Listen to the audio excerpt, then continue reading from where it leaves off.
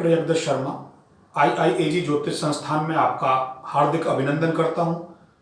मित्रों, हमारे संस्थान का मुख्य उद्देश्य आपके जीवन में खुशियां कैसे आए। मित्रों, आज वास्तु के इस चैप्टर में हम पंच तत्वों को कैसे इंप्लीमेंट करते हैं ये जानेंगे। सबसे पहले मित्रों, मैं आपको बताना चाहूंगा, लास्ट वीडियो के अंदर हमने आपको पंच तत्वों के बारे में कंप्लीटली बताया था। आज उनको हम घर के अंदर इंप्लीमेंट कैसे करते हैं और उस तत्व से आपको क्या मिलेगा ये मैं बताने जा रहा हूं। आइए मित्रों, सबसे पहले तो मैं आपको बताने जा रहा हूं कि जो हमारा नॉर्थ डायरेक्शन है, अर्थात नॉर्थ उत्तर 0 डिग्री होता है और नॉर्थ के अंदर हमें जल की व्यवस्था दी गई है। वास्तु के अंदर जो नॉर्थ है अर्थात N2 से लेकर और E1 तक हमें जल की व्यवस्था रखनी चाहिए। अर्थात आप अपने घर में जब भी कोई काम कराएं या आप मकान बनाएं तो आपको N2, N3, N4, N5, N6, N7 और N8 और इसके अलावा E1, ये जो हमारे 8 पद हैं, इन पदों पर जल की व्यवस्था रखी गई है। जल के अंदर क्या क्या चीजें हैं, नॉर्थ से हमें क्या क्या मिलने वाला है। यदि हम यहां पर अपना बोरिंग, अपना जो पीने का पानी है, जल से संबंधित घर में जो भी अपॉर्चुनिटीज हैं, स्टोरेज है, जल स्टोरेज की बात कर रहा हूं, तो इन सब चीजों से अगर आपने जल तत्व पर ही ये सारी चीजें करी हुई हैं तो आपको क्या मिलेगा, मनी अपॉर्चुनिटी। अर्थात जीवन में जो अपॉर्चुनिटीज लोगों को खत्म हो जाती हैं, बार बार उनको दिक्कत आती है, उन लोगों को प्रॉब्लम आएगी जिन लोगों का ये नॉर्थ तत्व डिस्टर्ब होगा। अर्थात यहां पर कोई अब जल के अलावा यहां क्या होगा, अग्नि होगी या कोई अग्नि से संबंधित कार्य यहां होगा, तो उन लोगों को नॉर्थ में दिक्कत आएगी। और नॉर्थ से हमें क्या क्या चीजें मिल रही हैं, अपॉर्चुनिटीज मिल रही हैं, हेल्थ, इम्यूनिटी अर्थात हेल्थ का इंप्रूवमेंट्स आ रहा है यहां से, और क्लियर ऑफ माइंड्स, इस पद के अंदर हमें ये सारी चीजें मिलती हैं। मित्रों, यदि किसी के जीवन में अपॉर्चुनिटीज नहीं आ रही हैं, अपॉर्चुनिटीज का बार बार ड्रॉप डाउन हो रहा है, तो केवल उसे क्या करना होगा, अपने नॉर्थ डायरेक्शन के अंदर उसको ये देखना होगा कि वहां पर जल के शत्रु कौन कौन है। मैंने लास्ट वीडियो में बताया था आपको, जल का शत्रु है अग्नि।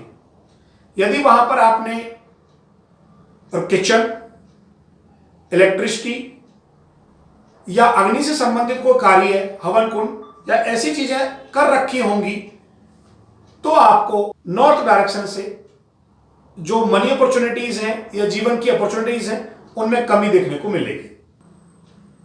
आइए मित्रों, अब हम पूरब दिशा की तरफ चलते हैं।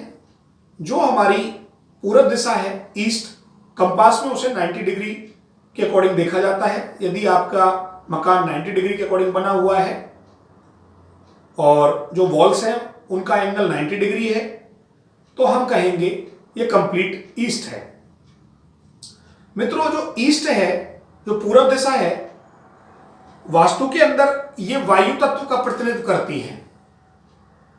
और जो वायु तत्व है वो हमारे जीवन में सोशल एसोसिएशन, यदि हमारा जनता के प्रति लोगों का जुड़ाव, हमें लोगों को जोड़ना है, मार्केटिंग का क्षेत्र है, तो व्यक्ति को अपने घर के अंदर जो पूरब दिशा है उस पर विशेष काम करना चाहिए। पूरब दिशा हमारी वायु तत्व का कारक होती है। यदि यहां वायु की जो शत्रु तत्व है, यदि वो इंप्लीमेंट होगा, तो व्यक्ति को सोशल वर्क या व्यक्ति का जुड़ाव, उसमें प्रॉब्लम हो सकती है।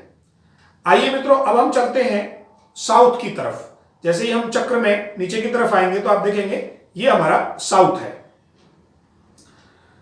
साउथ अर्थात दक्षिण दिशा हमारी अग्नि तत्व का प्रतिनिधित्व करती है। जो दक्षिण दिशा है, दक्षिण दिशा के अंदर हमें क्या क्या मिलता है, पावर ऑफ कॉन्फिडेंस। अर्थात जो साउथ है, अग्नि दिशा, यहां पर हमें अग्नि संबंधित चीजों को काम करना चाहिए।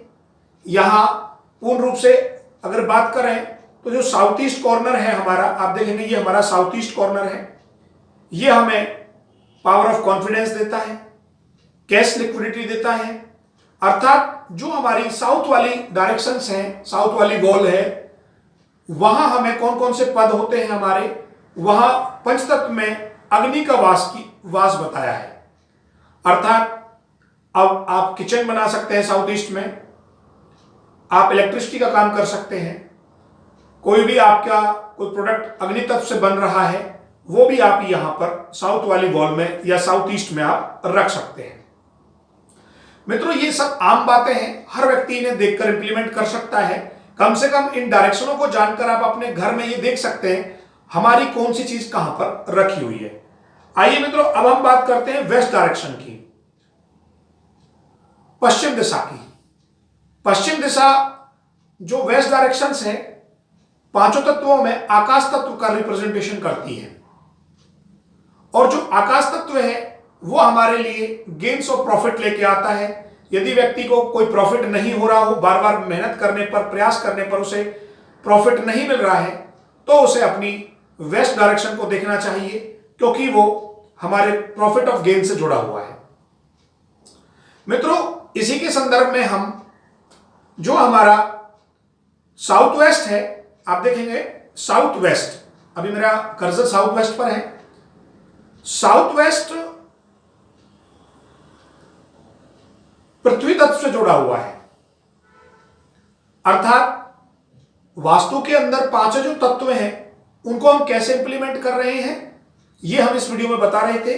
जो साउथ वेस्ट है, और साउथ वेस्ट के अंदर पूर्ण रूप से आप देखेंगे साउथ वेस्ट ये भी पृथ्वी तत्व है, और साउथ वेस्ट ये भी पृथ्वी तत्व है।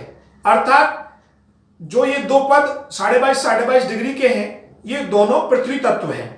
वास्तु के अंदर पृथ्वी तत्व को सबसे कम स्थान मिला है, आकाश तत्व को सबसे ज्यादा मिल रहा है, जल तत्व को और वायु को, अग्नि को लगभग बराबर बराबर दिया गया है, 1-2 पदों का अंतर है। पृथ्वी को सबसे कम मिला है। जो पृथ्वी तत्व है वो हमें क्या दे रहा है मित्रों, देखिए जो साउथ वेस्ट है ये हमें जो हमारा S6 और S7 पद आता है, इससे हमें क्या मिलता है मित्रों, जितना भी हमारा डिस्पोजल है, एक्सपेंडिचर बढ़ाना है, कोई चीज को हमें डैमेज करना है, तो ये सभी चीजें यहां, मान लीजिए कोई व्यक्ति बार बार कुछ चीजों को याद करके परेशान हो रहा है, कोई व्यक्ति किसी की चीज को भूल नहीं पा रहा है, तो आपको साउथ वेस्ट में थोड़ा सोचना होगा। उससे जो अगला पद है हमारा साउथ वेस्ट, ये भी पृथ्वी तत्व है।